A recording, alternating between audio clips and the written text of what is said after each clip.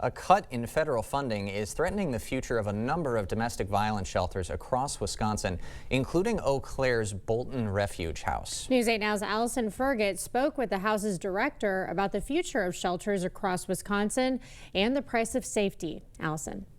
Last March, Congress set a new limit on the amount of funds from the Victims of Crime Act that can be dispersed to states. And with the cut to accessible funds, Bolton Refuge House is facing an uncertain future.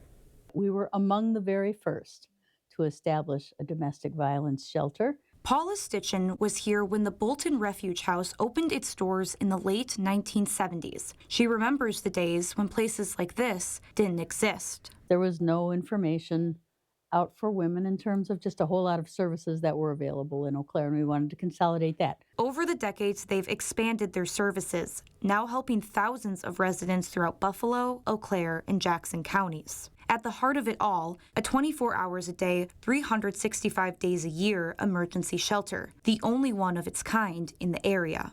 Not just in Eau Claire County, but in the full greater Chippewa Valley. Each year, more than 150 women and children come through their emergency shelter's doors. When we visited, 15 beds were in use, beds now on the brink of closing. It's very fragile. Where we are sitting is very fragile. In the past, Wisconsin's DOJ awarded the Bolton Refuge House $250,000 a year from the Victims of Crime Act. A federal cap has now limited how much individual organizations can receive in Wisconsin. This year, Bolton was awarded just $90,500. Wisconsin's Act 241 has helped provide a financial cushion while they deal with the cuts, but that act is set to expire this June. If we don't see something different shortly that's going to address the loss in June of those monies, that's where we can sit with having to make some critical decisions. Like potentially reducing or cutting some victim services, including the shelter. The least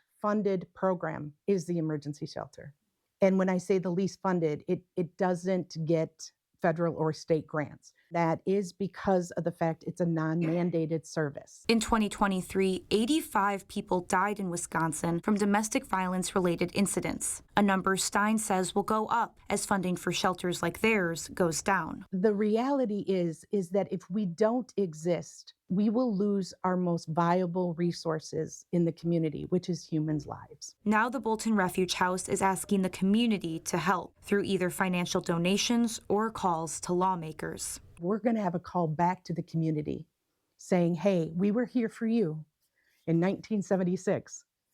You guys got to be here for us in 2025 going forward. Bolton Refuge House isn't the only one faced with a tight budget. Most other organizations that receive VOCA dollars also saw their funding cut, like New Horizons in La Crosse. In western Wisconsin, domestic violence shelters are few and far between. Stein says other shelters facing cuts makes matters even worse. Allison, thank you. We also asked Stein about the potential freeze on federal funding. While the executive order is held up in court, she says if it goes into effect, Bolton House could only operate a few months before making significant cuts or closing completely.